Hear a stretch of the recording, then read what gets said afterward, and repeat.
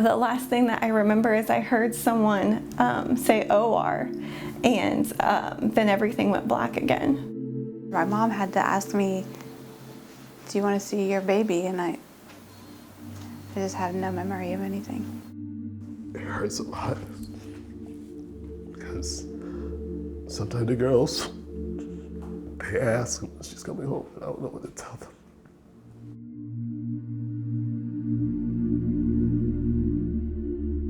The idea to investigate what was happening with maternal deaths and injuries actually started several years ago. In the United States, we are one of the wealthiest countries in the world. We have one of the most expensive healthcare systems in the world. And women in this country were dying at rates far higher than other wealthy countries. It's estimated that about 600 to 800 moms die every year in the United States. More than 50,000 women a year, the CDC estimates, suffer very serious harms. And what we learned is that a lot of this suffering is preventable.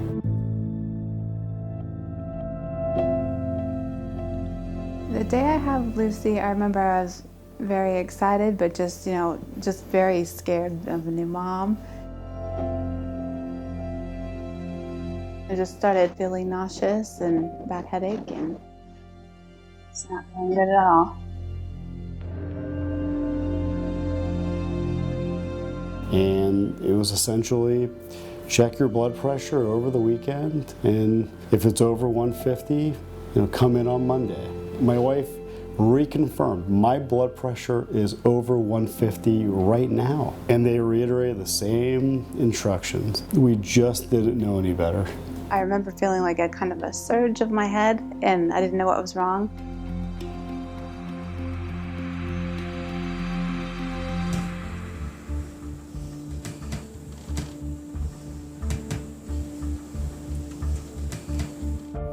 One, two, three, go.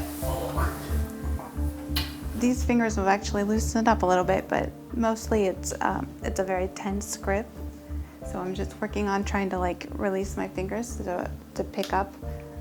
A lot of times I just have to kind of move my hands around to grip things. I was angry because we worked so hard up to this point to finally get pregnant and be ready for the baby to come. I just missed a lot of her baby. I think that's very difficult for me. I just want that back.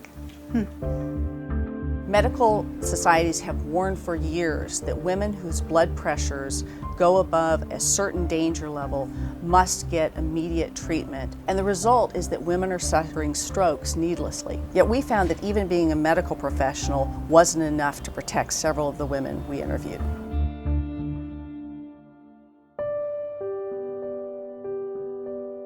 I was terrified. Yeah, he started crying. I kept telling him everything was going to be fine, that I'd seen 100 C-sections and that it was going to be okay. Boy, was she wrong. Yeah.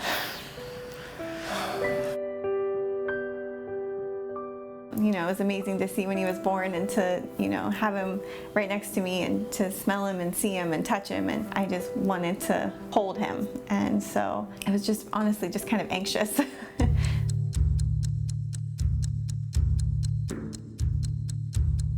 I was really scared because I knew that I shouldn't have been feeling that way. To be honest, it kind of just turned into a big blur because I kept going just in and out of it.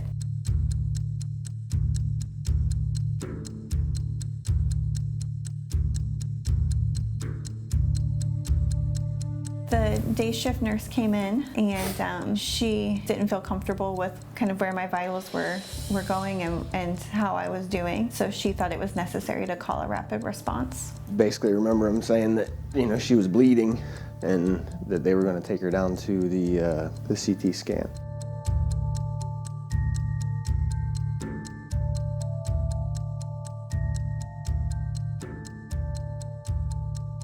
She just kept getting worse and worse. At one point in time, I walked into the ICU room and the doctor had pulled her packing, and I've never seen so much blood.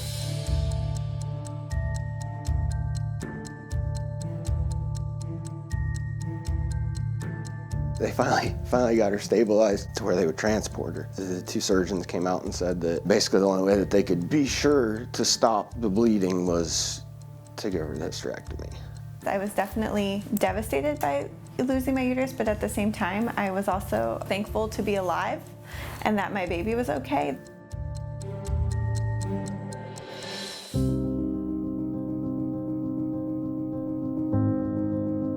We were thinking about names about a month, and she said, what about Serenity? Like Serenity's prayer.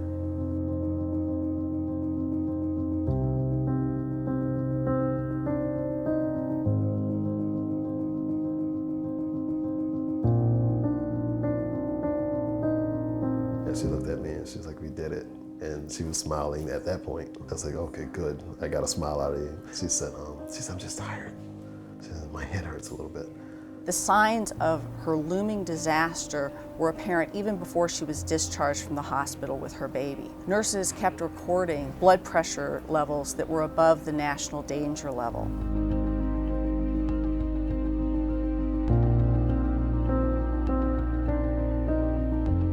The phone was ringing on the organ, and I said, hey, honey. I said, you okay? She said, yeah, but, she said, my head really hurts, and it won't stop. Let me cancel rehearsal.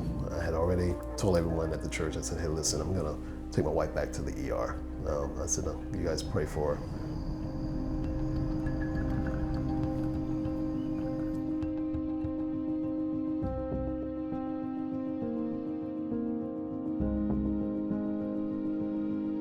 Everybody's being seen, but her.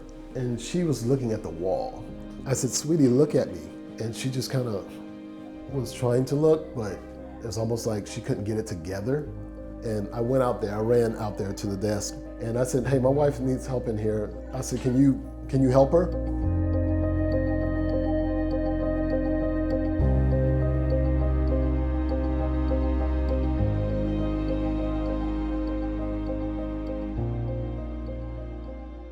It seemed like a nightmare, and I just need to wake up. Just trying to be a mother and a father is hard. All of this may be shocking to Americans, but it's been an open secret within the hospital industry. Women who are experiencing childbirth emergencies, that very few of them actually got the treatments they were supposed to get.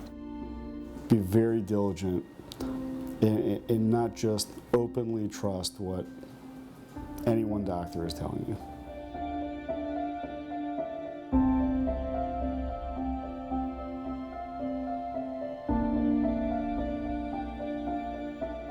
The biggest thing is, like I said, just not being afraid to ask questions, not being afraid to speak up if they think that something doesn't feel or seem right.